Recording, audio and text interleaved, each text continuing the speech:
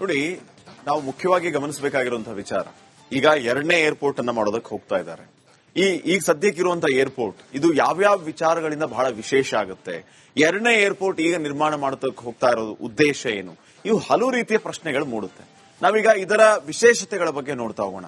ಇಲ್ಲಿ ಅಂದ್ರೆ ಈಗ ಸದ್ಯಕ್ಕಿರುವಂತಹ ಇಂಟರ್ನ್ಯಾಷನಲ್ ಏರ್ಪೋರ್ಟ್ KIAL ಒಟ್ಟು ಪ್ರಯಾಣಿಕರ ಸಂಚಾರ ಇಲ್ಲಿ 4.44 ಕೋಟಿ ವೀಕ್ಷಕರೇ. 2025-26 ಲೆಕ್ಕವನ್ನು ಮುಂದೆ ನಾವು ಇಡ್ತಾ ಇದ್ದೀವಿ.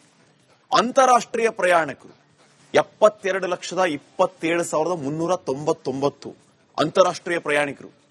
ಇನ್ನ ಒಟ್ಟು ವಿಮಾನಗಳ ಸಂಚಾರ ಎಷ್ಟಾಗುತ್ತೆ ಅಂತಂದ್ರೆ 2,79,971. ಎಷ್ಟು?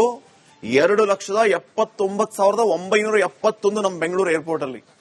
ಸರಕು ಸಾಗಾಟ ಎಷ್ಟಾಗುತ್ತೆ ಅಂತಂದ್ರೆ 5,32,012 ಟನ್ ಸರಕು ಸಾಗಾಟ ಆಗುತ್ತೆ ಇಲ್ಲಿ. ಈ ಎಲ್ಲಾ ವಿಚಾರಗಳಿಂದ ಈ ಏರ್ಪೋರ್ಟ್ ವಿಶೇಷ ಅನ್ನಿಸ್ಕೊಳ್ಳುತ್ತೆ.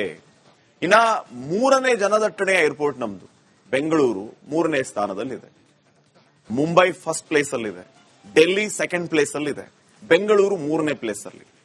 ಇಷ್ಟೆಲ್ಲ ಕಾರಣಗಳಿಗೆ ವಿಶೇಷ ಅನ್ನಿಸ್ತಾ ಇದೆ. ಇನ್ನ ಕನಕಪುರ ರಸ್ತೆನೇ ಯಾಕೆ? ಈಗ ಜಾಗವನ್ನು ಕೂಡ ಗುರುತು ಮಾಡಿದ್ದಾರೆ, ಎಲ್ಲಿ ಮಾಡಬೇಕು, ಏನು ಎತ್ತ ಅಂತ ಹೇಳಿ. ಅದರಲ್ಲಿ 2 ಜಾಗಗಳನ್ನ ಗುರುತಿಸಿದ್ದಾರೆ. ಒಂದು ಚೂಡಹಳ್ಳಿ ಸೋಮನಹಳ್ಳಿ, ಮತ್ತೊಂದು ನೆಲಮಂಗಲದ ಕಡೆಯಲ್ಲೂ ಗುರುತು ಮಾಡಿದ್ದಾರೆ ಅನ್ನುವಂಥ ವಿಚಾರ. ಈಗ ಚೂಡಹಳ್ಳಿ ಸೋಮನಹಳ್ಳಿ ವಿಚಾರಕ್ಕೆ ಬರೋಣ, ಆಮೇಲೆ ಇನ್ನೊಂದು ಜಾಗದ ಬಗ್ಗೆಯೂ ನಾನು ಮಾಹಿತಿಯನ್ನು ಕೊಡ್ತೀನಿ. ಚೂಡಹಳ್ಳಿ ಸೋಮನಹಳ್ಳಿ ವಿಚಾರಕ್ಕೆ ಬಂದ್ರೆ ಇಲ್ಲಿ ಗೋಮಾಳದ ಜಾಗ ಅಂತ ಇದೆ. ಎಷ್ಟಿದೆ? 2,000 ಎಕರೆ ಗೋಮಾಳದ ಜಾಗ ಇದೆ ಚೂಡಹಳ್ಳಿಯಲ್ಲಿ. ಇದನ್ನು ಹೊರತುಪಡಿಸಿ ರೈತರ ಭೂಮಿಯನ್ನು ಕೂಡ ಸ್ವಾಧೀನ ಮಾಡಿಕೊಳ್ಳೋದಕ್ಕೆ ಸರ್ಕಾರ ಮುಂದಾಗ್ತಾ ಇದೆ. ಈಗ ಈ ಗೋಮಾಳದ ಜಾಗ ಯಾವುದೇ ತಂಟೆ ತಕರಾರಿರಲ್ಲ, 2,000 ಎಕರೆ ಇದೆ. ಇದಕ್ಕೆ ಇನ್ನಷ್ಟು ಸೇರಿಸ್ಕೊಂಡ್ಬಿಟ್ರೆ ಈಸಿಯಾಗಿ ಏರ್ಪೋರ್ಟ್ ಆಗ್ಬಿಡುತ್ತೆ ಅನ್ನೋಂಥ ಲೆಕ್ಕಾಚಾರ ಸದ್ಯಕ್ಕೆ ಗುರುತಿಸಿರುವಂತಹ ಜಾಗದಲ್ಲಿ. ಸೊ ಸರ್ಕಾರಕ್ಕೆ ಇದರಿಂದ ಅನುಕೂಲ ಆಗುತ್ತೆ. ಚೂಡಹಳ್ಳಿಯಲ್ಲಿ 4,655 ಎಕರೆ ಭೂಮಿಯನ್ನ ಗುರುತಿಸಿದ್ದಾರೆ.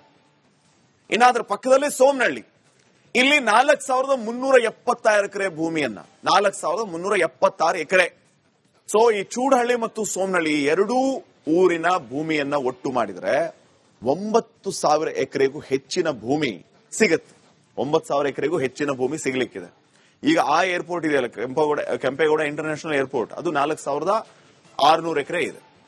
ಈಗ 9,000 ಎಕರೆ ಸೆಕೆಂಡ್ ಏರ್ಪೋರ್ಟ್ಗೆ ಅಂತ ದೊಡ್ಡ ಏರ್ಪೋರ್ಟ್ ಮಾಡೋದಕ್ಕೆ ಯೋಜನೆ ಇದೆ.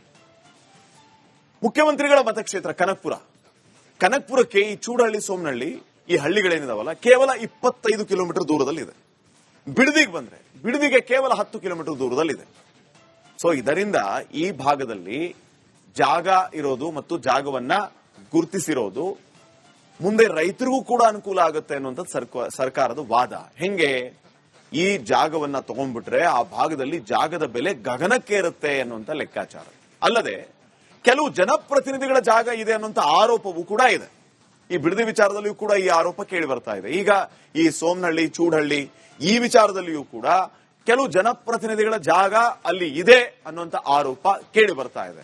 ನೋಡೋಣ ಈಗ ರೈತರ ನಿಲುವೇನು ಅನ್ನೋದನ್ನ ನೀವು ಕೇಳಿದ್ರಿ. ನಾವು ಪ್ರಾಣ ಕೊಡ್ತೀವಿ, ಆದ್ರೆ ಯಾವುದೇ ಕಾರಣಕ್ಕೂ ಭೂಮಿಯನ್ನ ಕೊಡಲ್ಲ ಅಂತ ಹೇಳಿ ಸ್ಪಷ್ಟವಾಗಿ ಹೇಳ್ತಾ ಇದ್ದಾರೆ.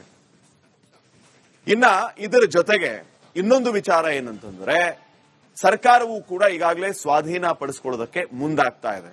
ಸರ್ಕಾರದ ಉದ್ದೇಶವನ್ನು ಕೂಡ ನಾನು ಈಗಾಗಲೇ ಹೇಳ್ತಾ ಇದ್ದೆ. ಈಗ ಟ್ರಾಫಿಕ್ ನ ವಿಚಾರ, ಅಲ್ಲಿ ಜನದಟ್ಟಣೆ ವಿಚಾರ, ಅಲ್ಲಿ ಎಷ್ಟು ಒತ್ತಡ ಆಗ್ತಾ ಇದೆ, ಇವೆಲ್ಲವನ್ನು ಕೂಡ ಗಮನಿಸಿ ಸರ್ಕಾರ ಇಲ್ಲಿಯ ಟ್ರಾಫಿಕ್ ಮತ್ತು ಇಲ್ಲಿ ಒತ್ತಡವನ್ನ ಕಡಿಮೆ ಮಾಡೋದಕ್ಕೆ ಪರ್ಯಾಯವಾಗಿ ಇನ್ನೊಂದು ಏರ್ಪೋರ್ಟ್ ಅನ್ನ ಮಾಡ್ತಾ ಇದೆ ಅನ್ನುವಂತಹದ್ದನ್ನ ನಾವಿಲ್ಲಿ ಗಮನಿಸಬೇಕಾಗಿದೆ.